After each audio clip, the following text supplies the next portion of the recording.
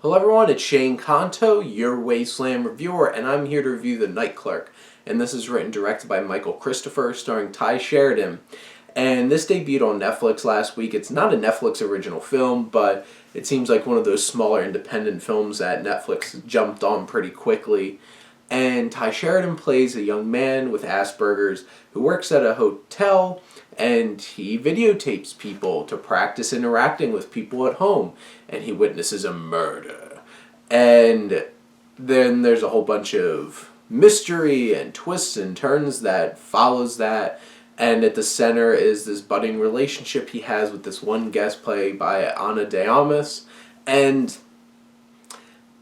I guess to really start, like, Ty Sheridan's performance can feel a little over the top, and especially since my girlfriend's a BCBA, there's a lot of things about the autism spectrum in this film that feel a little problematic, and especially there's one particular character. He's a cop played by John Leguizamo, who's from the start, for some reason, just 100% believes that Ty Sheridan's character committed this murder.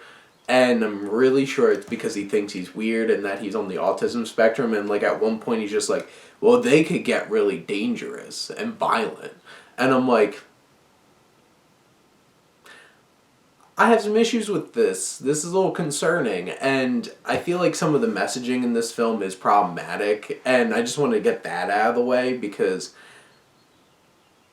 I was concerned about that. But you can tell Ty Sheridan really hones in and tries to do his best and really gives it his all in this role, and he's an intriguing and offbeat kind of character, and it's interesting him developing this budding romance with Ana de Armas' character, and she brings a lot of charisma to the screen.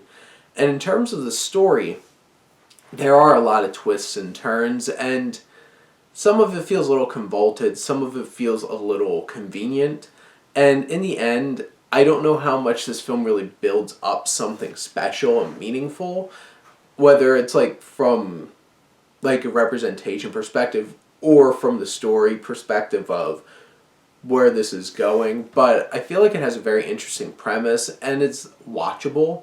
It's not something where it's just like, God, I can't. It's pretty short. It has a decent pace to it.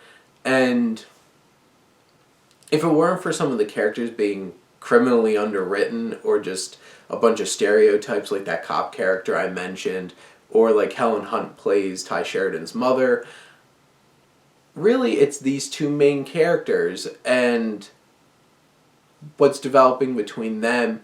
And there are some interesting twists in where this film goes, and some of the reveals towards the end are set up in a very convenient way in terms of a storytelling perspective. But in general, I think people get enough out of this, especially because it's just streaming on Netflix. I think if you want a thriller with some twists and turns and like that's your thing, you want to be surprised, you could go check out The Night Clerk, and it's not that much. It's just, if you have Netflix, go check it out on there, and it's like an hour and 37 minutes, so it's not a big investment. In general, there's a lot to be desired about this film, but I think it delivers on the bare minimums of like a mysterious thriller you might be looking for. But those are my thoughts on The Night Clerk. Let me know what you think, and let's talk some movies. But thank you as always for tuning in and supporting your Wasteland reviewer.